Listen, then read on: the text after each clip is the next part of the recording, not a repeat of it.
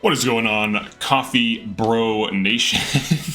It's your boy, Allure Gaming, back at it again with another video. Alright, so we're going to be going over the builds of my flyer-only Maddening run. So I have them all lined up here, aside from Panette, who's just she's slightly out of line, but what are you going to do? Alright, so the first build.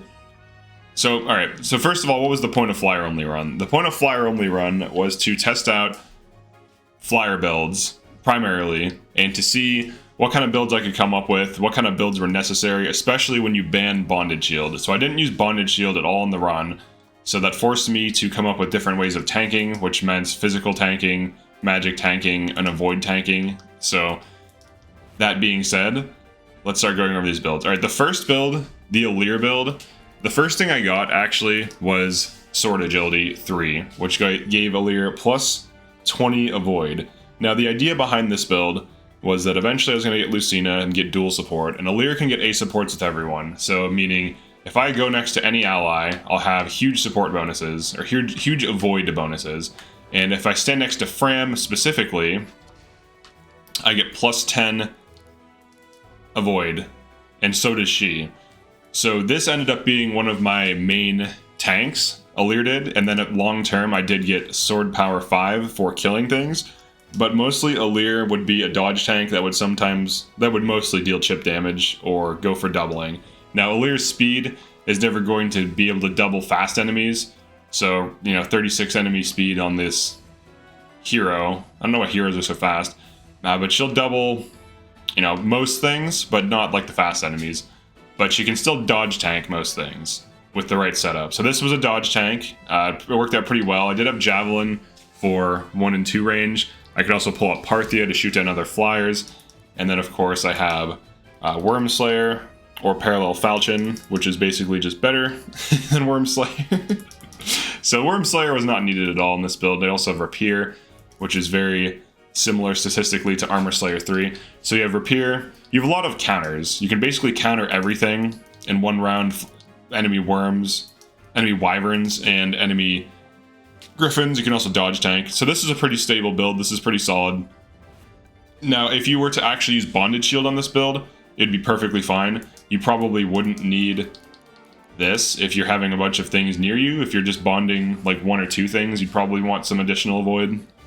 But I would rate this build like an 8 out of 10 in terms of like maybe even a 9 out of 10 in terms of overall effectiveness. It doesn't have as much damage early on, but it's pretty solid, and it definitely got the job done. All right, this Fram build. So this one was weird because it's a Fram avoid tank build, and she actually was my main tank in the game. She hit such high avoid rates that enemies would refuse to attack her and would generally just walk up to her and then walk around her.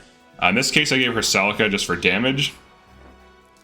So she just gets some magic plus so that when she 11 swords on enemy phase or on player phase, she deals a little bit more damage. This is also a Sword Agility build, so I got her Sword Agility 3, and then I did unlock dual support on her. She did not use an emblem ring throughout most of the playthrough, and she was my main tank and almost never died or got hit. So this is a very effective build. Now, if you did this on a different unit that's more durable, or that's more durable and damaging, like Pandreo, for example, it might be better. But she also has this avoid plus 10 passive, so you have plus 30 avoid between this and Sword Agility. And I believe Allure also grants, that's dual support triggering. I think Allure grants avoid plus. So some supports grant avoid. There's different support styles. So there's like ones that grant plus 5 avoid, there's ones that grant plus 10. So depending on the unit, they have different support styles. But this Fram build was pretty solid. She didn't deal a ton of damage. She does deal good damage against certain enemies though, so she could kill like armors, she could help hit like low res targets. Now against mages, she doesn't really do anything. She can just kind of look at that. But it was a pretty good build. I'd give this one like an 8 out of 10. Alright, Pandreo. So Pandreo was my Byleth dancer, and he also has pretty good magical attack. Alright, the other thing too is this has like Corin on it. Or, I'm sorry, Micaiah engraving for more avoid. So Pandreo, he has Byleth. I just gave him sword power long term so that he could start 1-rounding more frequently, and then I just gave him Canter. So he was just a damage unit that also was support, and he could pull out other things, but generally would not deal damage with them because he's a magical unit. So, but putting him on Levin Sword, he was able to kill a lot of things, deal some decent damage. He's not going to be doubling the fast enemies either, even with Byleth, which grants speed. On this build, I could have given him like speed plus, so I didn't want him to have speed taker though, because I already have like 3 of those in this team. But arguably I could have given him speed plus 3, and maybe he'd be speed plus 3 to 4, maybe he'd be doubling these guys. But he doubled most enemies, so I felt like his speed was fine. But this was a pretty decent build. I'd give it like an 8 to 9 out of 10. Chloe. So Chloe Ike is actually really solid. I would give this one like a 9.5 out of 10. This is a very good build. So you have Javelin for enemy phasing 1 to 2 range. You have Ragnall for enemy phasing 1 to 2 range to avoid getting broken on lances. You have the Well Lance with beginnings. Now she actually had good enough build that she didn't really need a weight reduction on this, so she was fine just using it at base. Now Ike gives you health, strength, and defense, which are all things that complement Chloe. And then with Lance Power 5, she actually hits pretty hard with 61 physical attack on the Well Lance, which is pretty good actually for Chloe, because most people think she can't deal much damage. But Speed Taker, Lance Power, the Wrath on enemy phase could trigger. She could also get insane amounts of defense by equipping Ragnall, especially when below 75% HP, to trigger Resolve. So she gets +7 defense and res when Resolve Plus triggers. She gets +5 more defense on Ragnall, and then if you were to use Great Aether, you get defense / res +5, and then an extra res +5, making her very, very tanky. And when she has Ike popped, she can tank like 3 to 4 enemy archers, and even enemy phase them with Ragnall and Javelin. So it's a pretty solid build. And when she's not tanking those, if she's just like tanking some other enemies, they still don't deal that much damage to her, and she can tank a lot. So pretty solid build. Wyvern is definitely better than Griffin for Ike tanking because it has higher base defense, so you factor in all these defense increases, and now you're looking at pretty high durability. So I would almost give this one a 10 out of 10, if not for the archer weakness. Alright, Marin's build. So Marin's build was another dual support build. I ran Lucina engraving on Noatin so that she could avoid tank better. Her passive also increases her avoid tanking. Now I did end up running Axe Power, which reduces avoid by 10, but even with Axe Power 5, she still hits high enough avoid rates. Like right now she's at 139, just next to Chloe here. If we park another A support next to her, she hits really high avoid rates really easily. So as long as she has like 2 to 3 A supports, she's unhittable. But she was another bruiser, you know, like decent defense, decent res, avoid tank, and then she gets Speed Taker from Lyn, and she can also pull out Mulagir to shoot down other flyers, which is very effective. So, and she will double those flyers once she speed takes. She'll be at 47 speed, which is pretty fast. All right, Lapis, I actually just made a build video on her. So she's running Fencelar with Sigurd for the avoid +20. She has Share Spoils for avoid +10.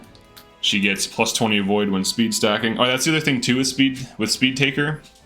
As you stack Speed Takers, you get up to avoid +20 from the increased speed. 1 speed equals 2 avoid. So getting +10 speed is the same as getting +20 avoid. So +20 avoid from Speed Taker, +20 avoid from Lance Agility. A lot of these units could just sit out there and just fight tons of things and nothing could hit them. Or if they could, they'd have like 2 to 3% hit rates or 5% hit rates. But you get damage increase on Lunar Brace. So even though her physical attack's only 47, she still one-rounds most things. She speed stacks, she avoid stacks, she dodge tanks. She has gentility as well, so she's also tanky if she gets hit to some degree. She can tank like 2 to 3 enemies before dying if she gets hit. And she's so fast that she'll never get doubled. Alright, on this side, these are like some of the later units. We'll start with Panette because she was also one of my main units. Killer Axe with Erica is really strong. So this build, I feel like she needs Axe Power on Wyvern to boost her damage up, like to keep it within one-shotting thresholds. Otherwise, her damage can kind of fall off. But on Erica, she actually gets a hit increase instead of a hit decrease. So she's not an avoid tank at all. She actually just kind of hangs out with the other flyers and just one-rounds enemies on player phase. She also has a Tomahawk with the Allure engraving, which also boosts its crit. So when she has Wrath and her passive fully triggered, she hits like 50 to 60% crit rates on the Tomahawk, which is fantastic when combined with holdout. So if you enemy phase, an enemy hits you, you can hold out, you can enemy phase them, like 1 or 2 enemies. She could run on a different, unlike Warrior, you could drop Axe Power for Vantage, and it'd probably be better. And then you could still run the same build. But on Wyvern, you kind of need the Axe Power to keep Killer Axe one rounding. So that's just, maybe if I ran the Well Axe, it would have been different, because that has like higher might. So maybe with Well Axe, you could drop Axe Power, but this is the build I ended up using. It was decent. She can't really make use of all these swords, unfortunately. She could use Worm Slayer situationally. This is nice for the defense increase. But she was a pretty solid unit. She would just one-round things. She was more player phase oriented. Alright, then we have Ivy.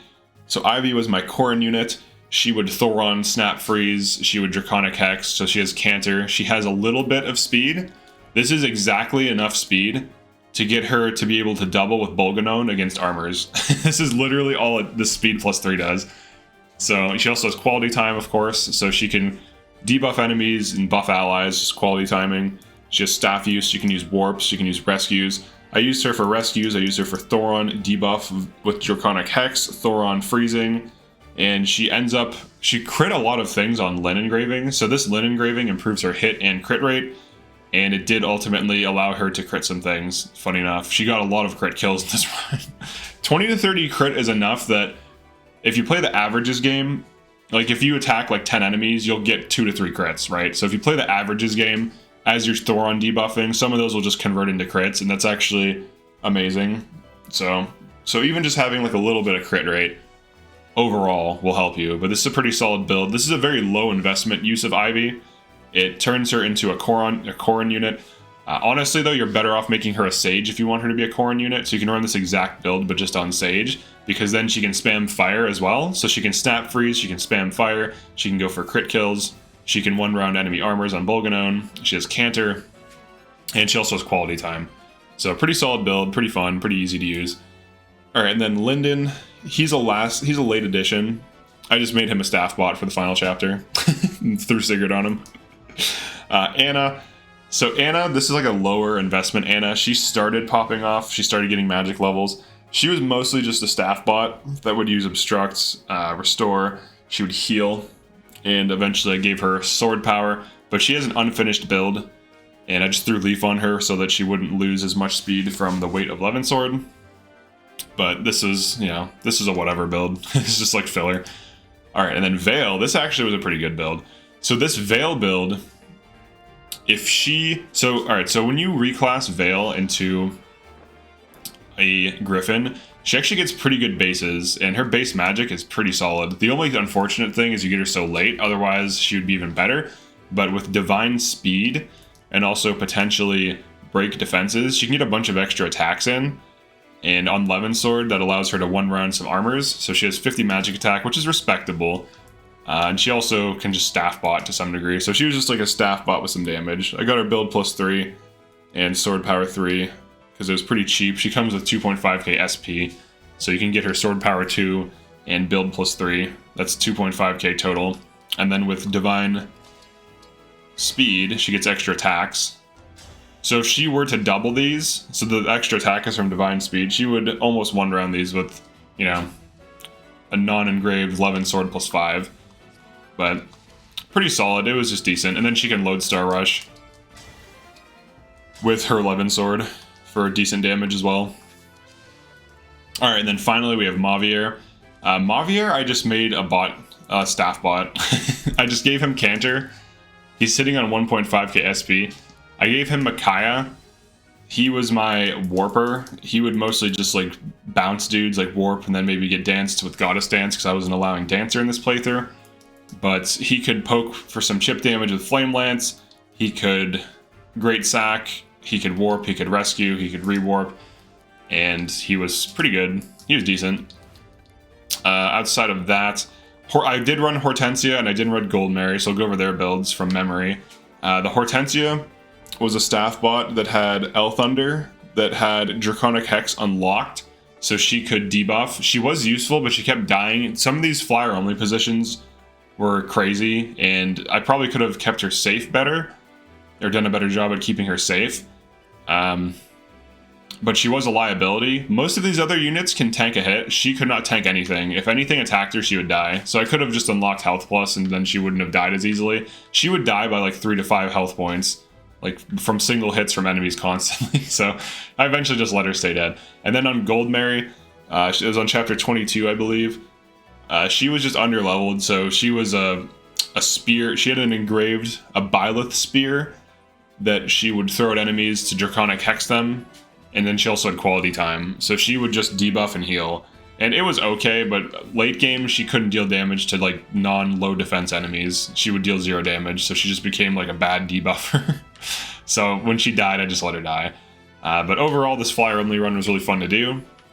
I discovered some fun builds, like some of these dual support builds.